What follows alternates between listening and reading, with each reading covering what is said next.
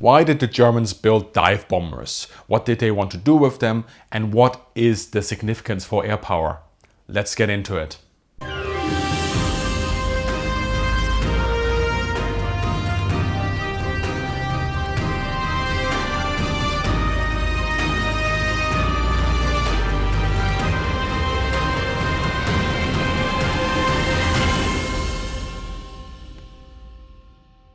A quick promo up front. To celebrate the book launch, Mythos Stuka is currently at 25% off during the launch sale.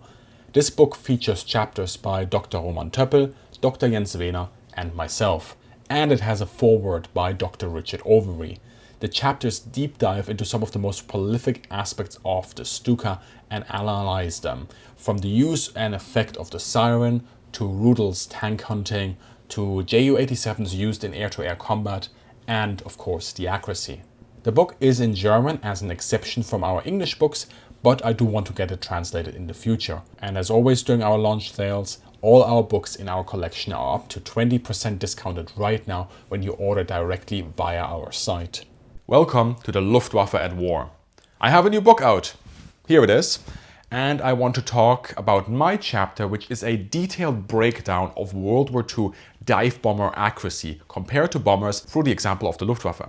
I will give you a great data and context that you can use transferably to appreciate the dynamics of World War II air power and how an air force applies firepower on the ground. But wait, there's more. As Patreons or channel members, you also already have early access to an interview with my two co-authors, Dr. Töppel and Dr. Wehner, to talk about their chapters in the book. A big thank you here to Argon, Semi-Half Pro Productions and Jason, who recently signed up. So the origin of the Junkers Ju-87 Stuka dive bomber is often linked directly to one Ernst Udet. Ernst Udet was a prolific supporter of the dive bombing concept, and he was also the inspector of the Jagd- and Sturzkampfflieger in that initial build-up of the Luftwaffe. He became the chef of the Technische Amt of the Reichsair Ministry, and in 1939, after the Luftwaffe had already been built up and the Stuka was also firmly entrenched in the order of battle, he also became Generalflugzeugmeister. Now, having the support of a figure like Ernst Udet is of course instrumental of getting something like the Stuka into the force. However, at the same time, the aircraft also had detractors like Wolfram von Richthofen, later on ironically a pioneer of the operational usage of the Ju-87, as well as Walter Weber wasn't necessarily enamored with it either. So yes, there are champions of this concept, but there are also detractors. And just saying that it's because of Ernst Udet that the Ju-87 was built and introduced into the Luftwaffe is, in my opinion, quite reductive in the analysis for a number of reasons. First of all, the Germans already started looking into the concept in the 1920s. Specifically through Junkers again, working in Sweden, building the K-47 aircraft. That was an early dive bomber. It was slotted to be sold to various countries out there. It didn't really have that much success. There's a little bit of combat history attached to this aircraft anecdotally. But yes, that is, so it's not just that Ernst Udet came to power or came to influence in the Luftwaffe and suddenly this idea was revealed to all the German officers in the room. This was something that was already known and being worked off in the background a bit. And also more importantly in my mind is that yes, having somebody like Udet is important, but really, if you're introducing a new platform into your force, it really has to do a certain number of things in order for that investment to work out. Specifically, it may have to be an answer to a problem that you have, or it may enable you to do new things that you couldn't do before. And the Stuka is exactly an example for both of those things and why it was so valuable to the Germans then. Let's talk about that problem first. What problem does the Stuka fix? Now we can say immediately it's accuracy. Bombers were horrible with accuracy, and the Stuka comes in and it fixes that problem. That is true, but also let's go into the context of that a little bit more. In my chapter, I did a lot of research in the archives and looked at a lot of training regulations. And what I found is that the requirements for a Stuka pilot and the bomb aimer, if you're British, or bombardier if you're American, of a normal bomber, the accuracy requirements of them are actually the same if the bomber drops a bomb at 700 meters. You can see a diagram here or there, wherever I'm going to put it. You can see that the area that is meant to be hit where the bomb lands is remarkably similar. The problem is the bomber cannot operate at 700 meters. And the Germans understood this in the 1930s. Most countries actually started to understand this earlier already. But the Germans specifically looked at this problem and said, okay, so we have light and medium flak, so AA, that is going to absolutely decimate any bomber coming in low and slow. We need to have the bombers operating at higher altitudes, and that's why they're not going to be able to hit a specific type of target that we will have to combat. So goes to Luftwaffe's thinking. What sort of target is this? That is what the Germans call a Punktziel, a point target. It's an area of 10,000 meters squared. Basically 100 meters in length and 100 meters in width. If you want to visualize that, think of a football field. It doesn't matter what kind of football you're thinking of. The field will roughly be 100 meters in length, and it will be between 60 to 90 meters in width. So just add a little bit to that width, and then you know what the Germans wanted to combat. And they knew the bomber would not be able to do that at altitude, even as new bombing solutions are coming in. And we see this throughout the war. There's lots of hope set on the German side, on the Luft bomb side. There's lots of hope on the American side, on the Norden. The Brits, of course, pioneers of radar navigation and radar bomb laying with H2S. All of that does help, but operationally speaking, the accuracy on all sides with high altitude bombing was incredibly poor. There's lots of literature on this. I'll show a couple of books here you may want to peruse on that. So yeah, that is not going to be the way forward. And the Germans say, well, the Stuka can do that, so it fixes that problem on accuracy. And that's also why the Stuka is intrinsically linked to the bomber force, not the fighters or even the close air support. The small, very nascent close air support branch of the German Luftwaffe in 1939. It stays with the bombers until 1943. However, beyond answering a problem, the Luftwaffe also has the ability now to do something that they couldn't do before. And that is, once you start looking at the dive bomber in the force structure, in the force architecture of the Luftwaffe and the Wehrmacht, the German armed forces. Specifically, we go back here to doctrine, LDV 16 Luftkriegsführung, that's the German World War II Luftwaffe doctrine. And in there it says one of the roles of the Luftwaffe is to support decisive army operations. And I have a video about that, by the way. And if you then look at the Stuka and then you look at the, let's say, Heinkel 111, what you're seeing is that the requirements, the basing requirements of the Stuka are much smaller. It has a small footprint. You can turn it around quickly with rearming and refueling. It doesn't need really intensive maintenance facilities. You can use a small field forward operating base. So what it can do, it can leapfrog after the army, behind the army, right, as the army advance, and continuously generate sorties in support of the army. Specifically saying, let's say, intensive rates of 3 sorties a day or burst rates of even 5 sorties a day are possible. With a bomber going through that targeting cycle over to the actual execution, that usually takes between 24 to 48 hours for the German bomber force at the time.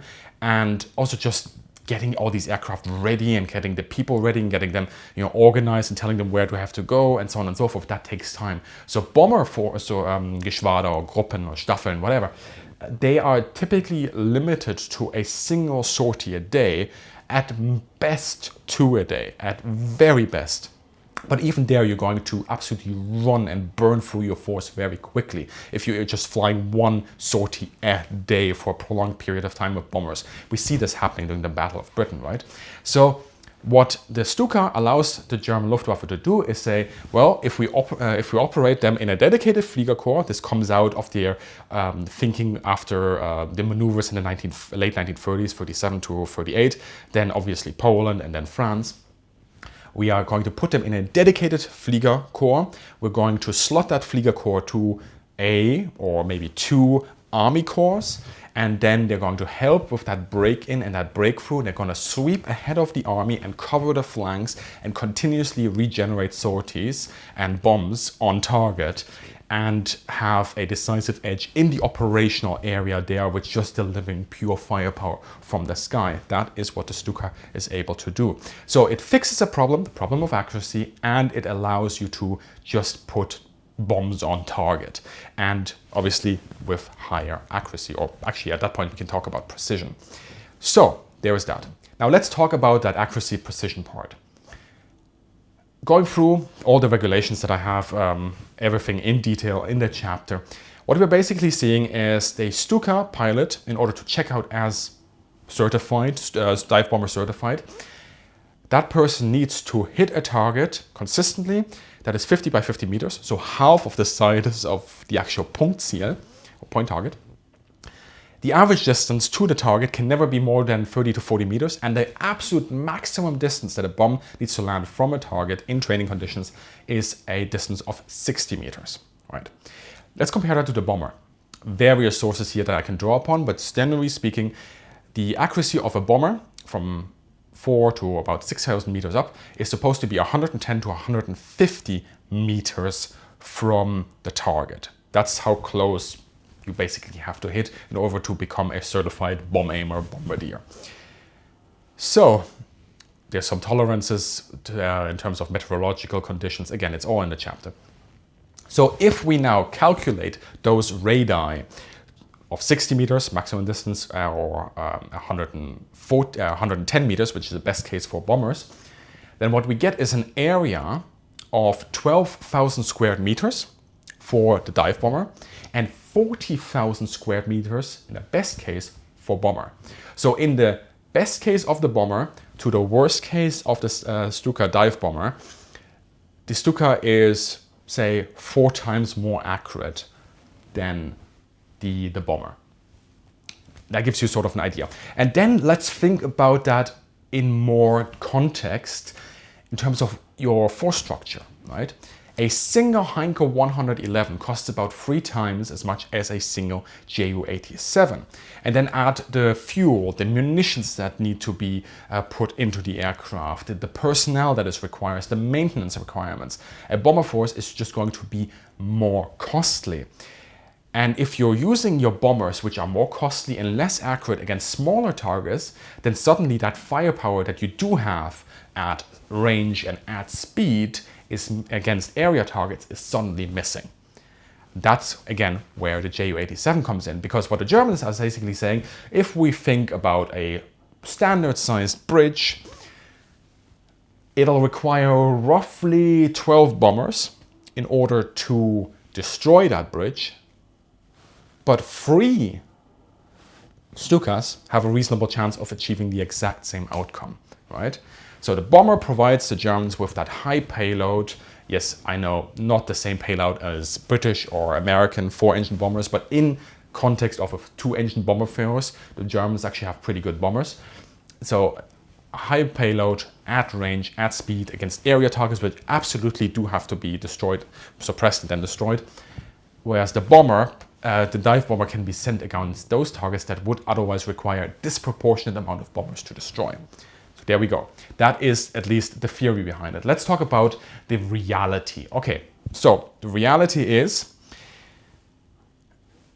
the training regulations are always in a clean environment. Yes, there's a little bit of effect of weather, but there's no AA defenses and there's no fighters, so that changes things already a little bit. And then if you look at the sources, you will find anecdotal evidence of Ju-87s coming down from 4,000 meters and hitting a tank point blank with a bomb.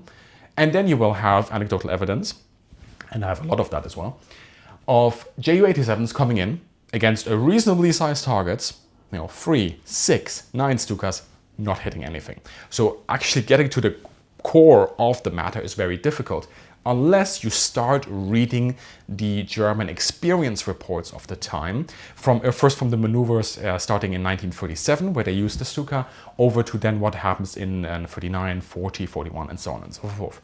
And that's where they quite frankly say is, yes, a Stuka will not be able to hit a specific vehicle like a tank from a dive, Yes, it can happen every now and then, but it won't do that on average. It's not statistically significant, these cases where that happens.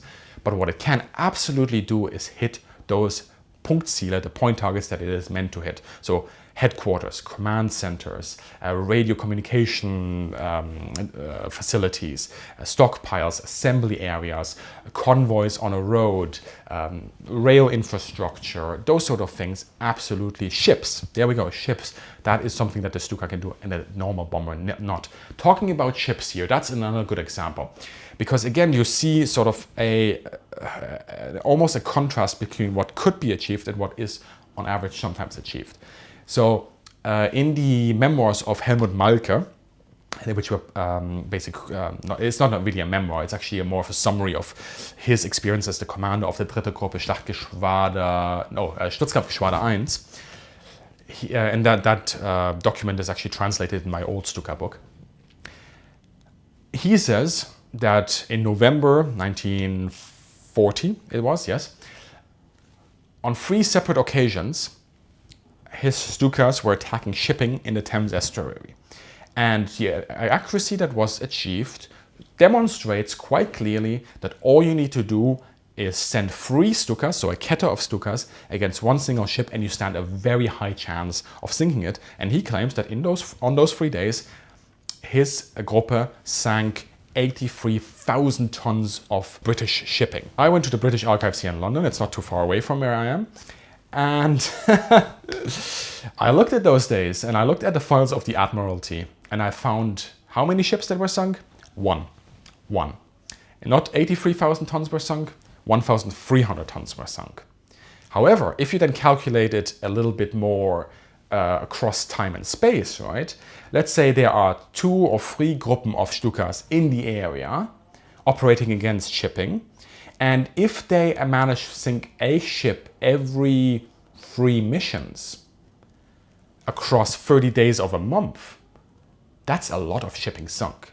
And I think that is something that nowadays, when we look at the kill claims and we look at attrition rates, we really need to get into our heads that, yes, it doesn't seem as spectacular, sometimes just seeing 1 ship sunk or 1 tank destroyed, but across a certain time, that can really, really be problematic for your own force or the adversary's force, right? Talking a bit more about anti-shipping, we of course have the example of HMS Illustrious in January 1941, as well as HMS Indomitable being attacked by Stukas in August 1942. And when we look at those attacks, you can see that 6 to 20% of the Stukas that attack score a hit against the target, which again gives you sort of a spectrum of accuracy that could be achieved under operational conditions, where every single gun that is mounted on these ships and the escorting ships is trained directly at the approaching Stukas. And 6 to 20% is actually pretty good. You know, it really tells you a lot about HMS Indomitable and Illustrious, that they were not sunk on those occasions. But it's far better than what the bomber would have achieved in a horizontal attack. And we know a lot about that from, for example, the Pacific Theater of Operations, with American B-17s attacking Japanese shipping and really, really doing very, very poorly, except against that one destroyer who was so contemptuous against American accuracy that he didn't maneuver, and then he did get destroyed, right? So that's really interesting in my opinion. So Stuka, much better there, also under operational conditions than the bomber. So where does this leave us? With the dive bomber, the Germans achieved their desired result. They had something where they had a reasonable good chance to achieve a hit against a point target, even a maneuvering point target like a ship. It also at a much lower cost than the conventional bomber. It increases the capability of the Luftwaffe to combat ground targets, as well as then, of course, support the army in their advance. But it's not a wonder weapon of accuracy. Yeah? It's not a Wunderwaffe, as it's sometimes said today. Sometimes I read these anecdotal accounts, and sometimes also in some of the history books where it's like, oh, Stuka pilots achieved amazing feats of accuracy. Yeah, in context for the time against specific targets, absolutely, it was a good dive bomber. But it's not a laser-guided bomb. That would only come in the 1970s. And it also shows you how difficult or how long it took various air forces around the world to wrestle with this issue of payload versus precision. Like, do we up the payload so we don't need as much precision, or do we up the precision and then consequently can reduce the payload? That is specifically also where air power has gone in recent years since the Vietnam War, where especially in Western type air forces, precision is more important than pure yield of how many bombs you drop on target. One good bomb, much better than 10 bad bombs, right? So I think that gives you a lot of context and data to play around with as reference points and also in discussions on the internet. Remember, the launch sale is happening right now, so you can get the book for 25% off and up to 20% off on all other books as well. And for long-time viewers, yes, I'm absolutely done with the Stuka now. I have 2 books out on it. I will be writing, and in fact, I'm already writing on a really, really cool project right now that I will unveil in due time. Very much looking forward to that. And again, it's going to be a lot of work, a lot of research, and that's exactly what I like. And then bring it, of course, to all of you. As always, have a great day. See you in the sky, and thanks for the support to the Luftwaffe at War.